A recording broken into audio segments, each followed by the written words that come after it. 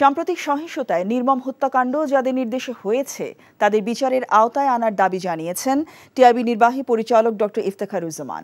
সকালে মাইডাস সেন্টারের সামনে টিআইবির মানববন্ধনে তিনি এই দাবি জানান। এ সময় টিআইবি জাতিসংঘের উদ্যোগে সম্পূর্ণ স্বাধীন একটি তদন্ত কমিশন করার দাবি জানায়। অবিলম্বে আটক সকল শিক্ষার্থীকে মুক্তি চেয়ে টিআইবি বলছে সব ক্ষেত্রে মানবাধিকার ও ন্যায় বিচার নিশ্চিত করতে হবে। এছাড়া নিরবচ্ছিন্ন ইন্টারনেট সরবরাহ অব্যাহত রাখার আহ্বান জানিয়েছে টিআইবি।